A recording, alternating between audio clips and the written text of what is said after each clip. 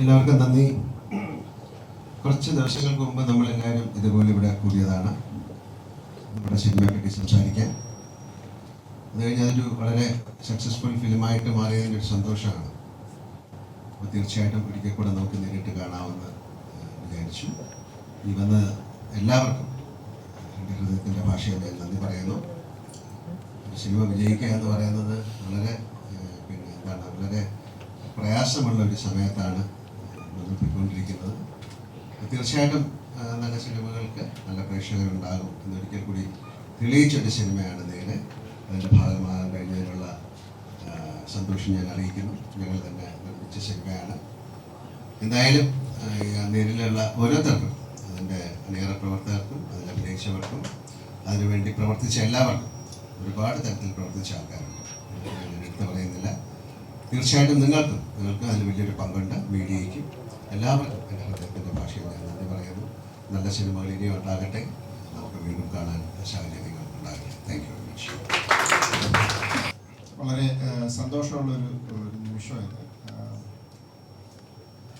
ഈ സിനിമ നമ്മൾ എന്താ പറയുക, ഇതിൽ ഫസ്റ്റ് കട്ടൊക്കെ കണ്ടു കഴിഞ്ഞപ്പോൾ ഞങ്ങൾക്ക് എല്ലാവർക്കും ഉറപ്പുണ്ടായിരുന്നു ഇതൊരു നല്ല സിനിമയാണ്. പക്ഷെ അത് ഈ ലെവലിലേക്ക് ജനം ഏറ്റെടുക്കും എന്ന് ഞങ്ങൾ ഒരിക്കലും പ്രതീക്ഷയില്ല. അപ്പം ഓഫ്കോഴ്സ് ഇതിൻ്റെ പ്രേക്ഷകർക്ക് തന്നെയാണ് നന്ദി പറയേണ്ടത്.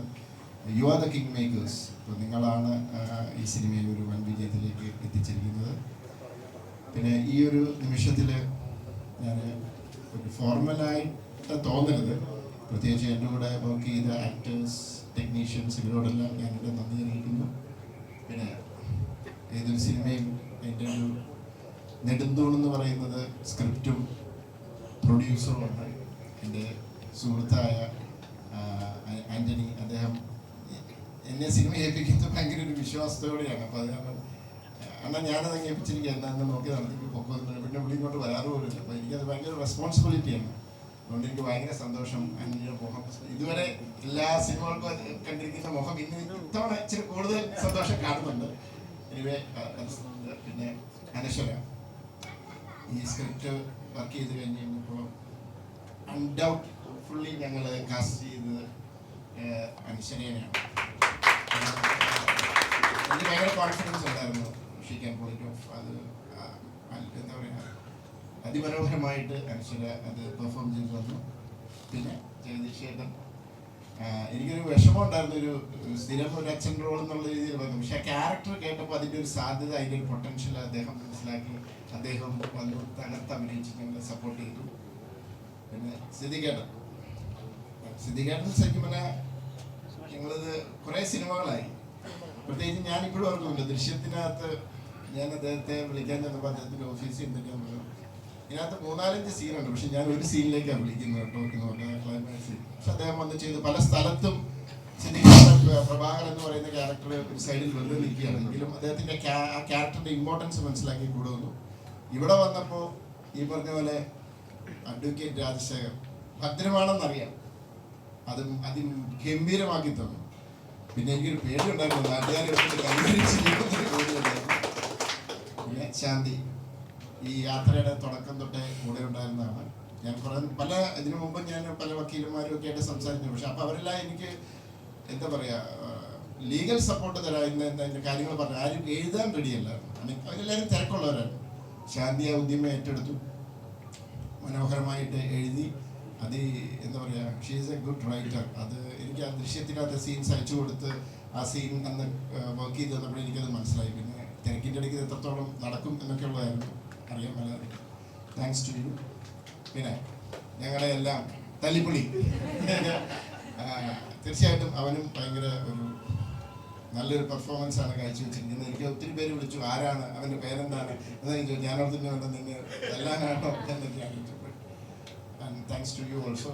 പിന്നെ ഇതിനെ പുറകിൽ പ്രവർത്തിച്ച ഒത്തിരി പേരുണ്ട്. ആ ഡയറക്ടർ ബോബൻ, അദ്ദേഹം ഇവിടെ വന്നിട്ടില്ല. കുറേ ടെക്നീഷ്യൻസ് ഉണ്ട്, എൻ്റെ ഡയറക്ഷൻ ടീം, സുധീഷ്, ബാക്കി അസിസ്റ്റൻസ്. പിന്നെ ആ കൂട്ടത്തിൽ എനിക്ക് എടുത്തു പറയേണ്ട 2-3 പേരുണ്ട്.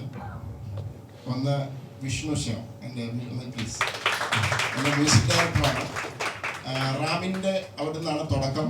അത് കഴിഞ്ഞ് കൂമൻ ചെയ്തു.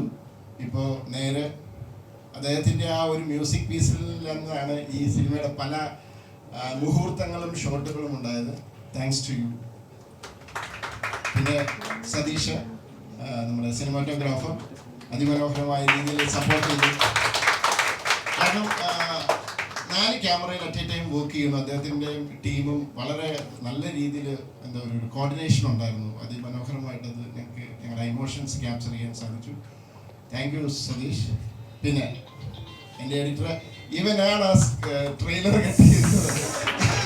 അന്ന് ഇതിനും എൻ്റെ ഒരു ഫ്രണ്ടിലൂടെ കൂടിയാണ്. അപ്പം ഞാൻ ചോദിച്ചു ഈ ലെവൽ വേണോടെ ഞാൻ ചോദിച്ചു. പക്ഷെ അവൻ ഭയങ്കര കോൺഫിഡൻ്റ് ആയിരുന്നു. സാറേ നമുക്ക് ഇങ്ങനെ തന്നെ കട്ട് ചെയ്യാം, ജനം അത് കേട്ട് തിയേറ്ററിലേക്ക് വരട്ടെ, നമ്മുടെ കയ്യിൽ സാധനം ഉണ്ടല്ലോ എന്ന് പറഞ്ഞ് അവനാണ് എനിക്ക് ആ കോൺഫിഡൻസ് തന്നെ. അല്ലെങ്കിൽ ഞാൻ ചിലപ്പോൾ ഇച്ചിടെ ട്രെയിലർ താത്തിയിട്ടല്ലേ. Thank you so much.